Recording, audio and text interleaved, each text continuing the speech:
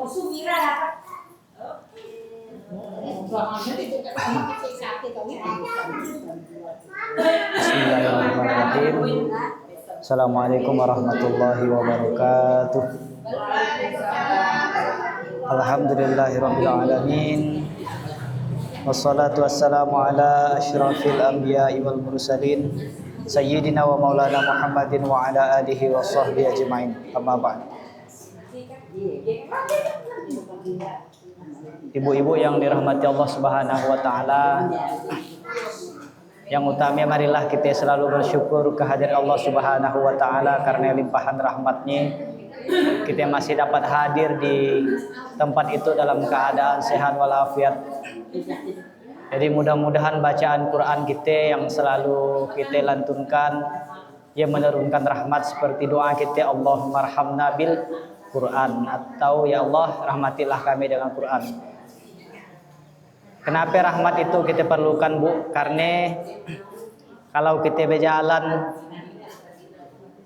tanpa rahmat Allah, misal kita pakai motor misalnya kan, kita bisa berjalan, kita udah hati-hati bermotor. Kalau tanpa rahmat Allah, mungkin orang yang tidak hati-hati, kita yang kena langgar misalnya kan seperti. Tapi kalau dengan rahmatnya Allah, alhamdulillah kita hati-hati, orang pun hati-hati juga.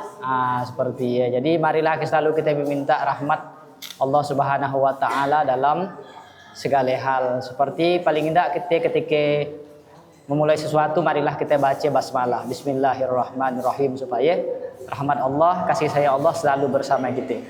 Salawat beriring salam mari selalu kita curah limpahkan kepada Nabi Jumat alam Nabi Muhammad sallallahu alaihi wasallam. Berkat perjuangan beliau, berkat usaha beliau mengajarkan Quran kepada kita, akhirnya kita bisa sampai sekarang. Jadi Al-Qur'annya langsung bisa kita baca, kita amalkan isinya seperti sekarang, tidak seperti dulu diperjuangkan, dapatnya dari malaikat, dia dihafalkan, diajarkan lagi kepada sahabat. Ibu-ibu yang dirahmati Allah, jadi majelis taklim ini penting, Bu. Artinya tempat kita duduk mencari ilmu. Bu. Jadi cikal bakal masuknya Islam ke Nusantara, ke Indonesia ya, mulainya juga salah satunya dari majelis taklim. Jadi orang-orang kayak dulu, Bu, waktu zaman sebelum merdeka, segala macam, bahkan jauh sebelumnya ketika orang masukkan Islam ke Indonesia. Jadi ibu-ibu di masjid di surau lah yang menjadi pondasinya, jadi titik awalnya. Jadi kita beruntung sekali tradisi Islam pertama-tama dulu yang Islam masuknya ke Indonesia bisa kita terapkan sampai sekarang. Nah, dan majelis taklim ini, Bu, di dalamnya kan ada ilmu, Ibu. Jadi menurut ulama, ilmu itulah yang harus selalu kita tuntut, kita tambah, Bu. Karena apa? Ilmulah yang membedakan kita dengan yang lain. Contohnya binatang, Ibu.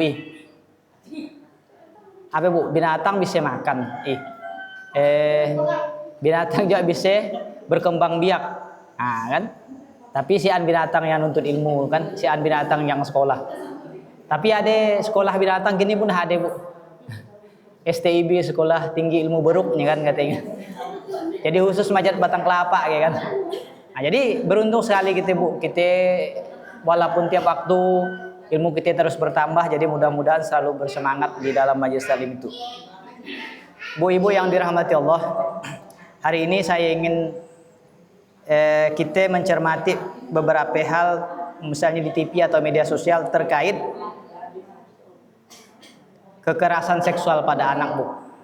Mungkin ibu-ibu yang selaku orang tua yang memang secara nalurinya adalah melindungi anak, mendidik anak, apalagi madrasah pertama bagi anak, tentu merasa garam Bu kalau melihat di media sosial atau hari itu di TV bagaimana kasus pencabulan anak Bu, kekerasan seksual pada anak ya. Sangat-sangat banyak disampaikan Bu. Nah, oleh sebab mari kita lihat Bu datanya. Jadi Bu, berdasarkan sistem informasi online perlindungan perempuan dan anak tercatat sebanyak 15.396 kasus kekerasan terhadap anak. 15.000 lebih kasus kekerasan terhadap anak. Naik Bu dari tahun lalu 14.000 nang. 14.000 sekian, sekarang naik 1.000 lebih. Nah, kekerasan seksualnya 11.000. Dari 15.000 kasus 11.000 kekerasan seksual. Tentu itu dampaknya negatif Bu bagi anak-anak, bagi korban yang tentunya dia sudah sekolah tapi dapat perlakuan yang tidak baik. Tentu dia menjadi baik dirinya, keluarganya pasti akan terpukul. Nah, bahkan di dalam Islam sendiri kekerasan terhadap anak itu ditolak tegas Bu. Nah, jadi kalau ada orang yang pakai pakaiannya Islami, misalnya pakaiannya tapi kelakuannya melakukan kekerasan terhadap anak, setuju terhadap kekerasan terhadap anak, artinya belum berilmu orangnya Bu. Jadi usah nak respect lah kepada orang yang menghalalkan bahwa bisa ada kekerasan terhadap anak. Bahkan di kekerasan seksual itu Islam secara keras mengatakan bahwa wala taqrabuz zina innahu kana fahisyatan wa sa'a sabila. Di Quran surah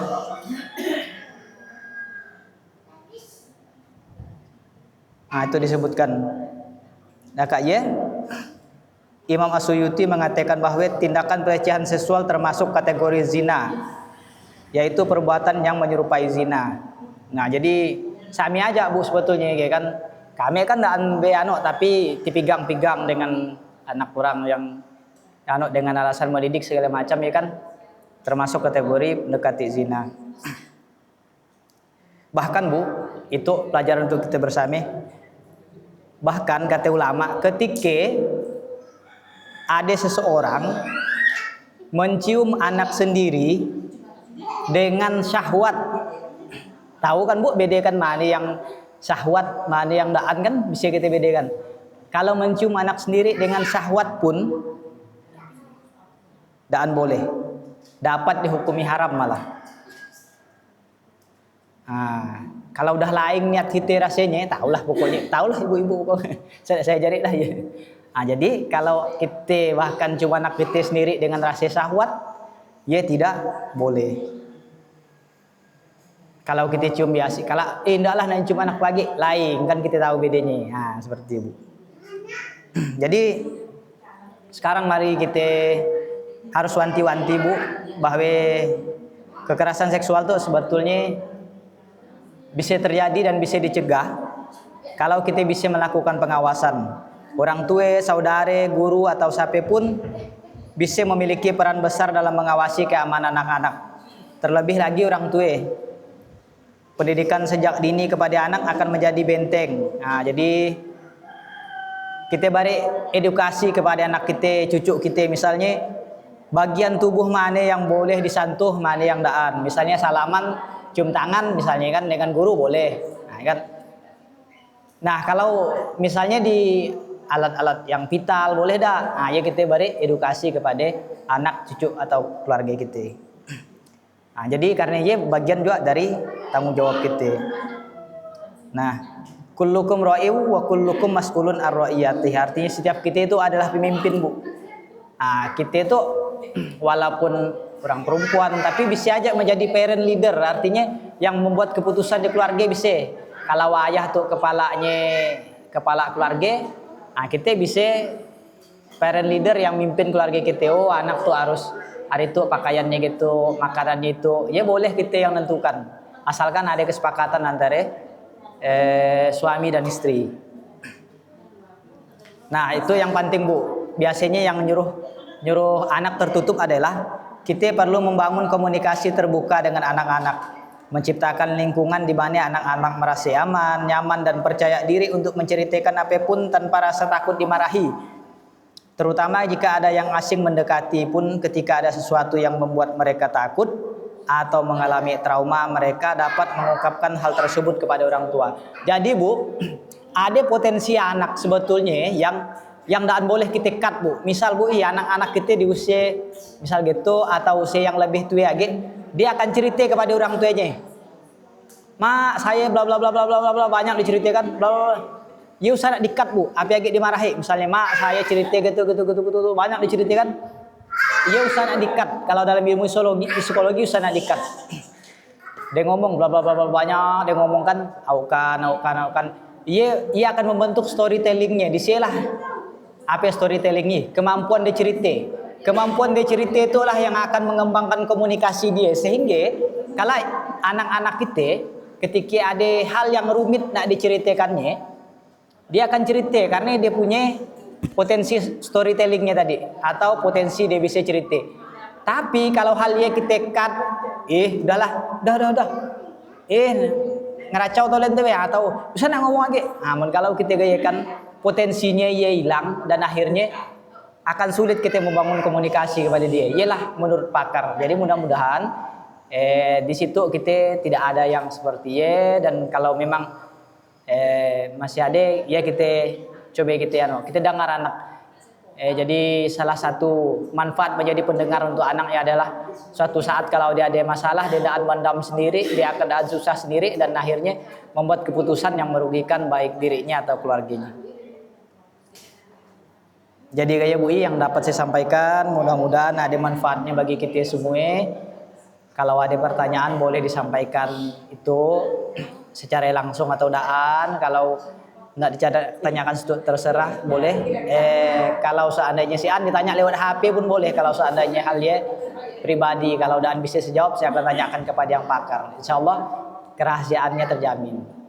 Terima kasih atas segala perhatian. Terima kasih atas waktunya Bu. Mohon maaf jika ada kekurangan. Saya akhiri dengan wassalamualaikum warahmatullahi wabarakatuh.